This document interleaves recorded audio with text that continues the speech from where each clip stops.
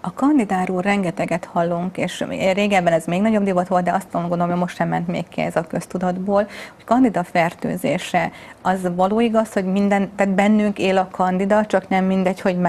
mekkora számban? Kandida kis mennyiségben más egyéb mikroorganizmusokkal együtt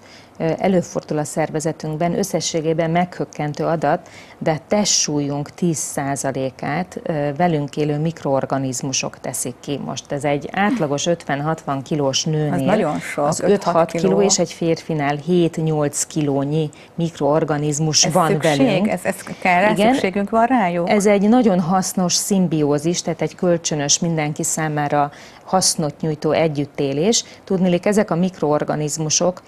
folyamatosan ébren tartják az immunrendszerünket, és védenek bennünket egy csomó betegséget okozó, kártékony kórokozótól, vírustól, baktériumtól és gombától is. A gombásodás tulajdonképpen akkor alakul ki, hogyha ez a mikroorganizmus rendszer valamilyen mennyiségi vagy minőségi kárt szenved, és ebből adódóan vagy meg tudnak telepedni olyan gombák is, amelyek nem tartoznak a normál flórához, vagy a normál flóra részeként ott levő, például Candida albicans nagyfokban elszaporodik. Ennek többek közt oka lehet a rossz emésztés is, mert hogyha hibás az emésztési folyamat, és az erjedés, rothadás során ezek az alkoholszerű és egyéb más vegyületek keletkeznek, amik nem csak a bélfalat károsítják, hanem a bélfalon élő mikroorganizmusokat is, akkor valahogy eltolódik azoknak az egymáshoz viszonyított, megszokott, egyénre jellemző aránya, és főleg, ha még a cukorbontás például már a hasnyálmirigy is érintett, vagy a bélfal irritáltsága miatt a bél sem termel elég emésztő enzimet, akkor sajnos ezek a baktériumok sérülnek, nagyon sok cukor marad vissza, vagy alkoholszerű vegyület keletkezik, amikből a gombák nagyon jól tudnak szaporodni és jól élnek, és akkor elszaporodnak a bélben, vagy akár más nyálkahártyákon is. És ezt a fajta túlszaporodást hogyan tudjuk mérni? Tehát,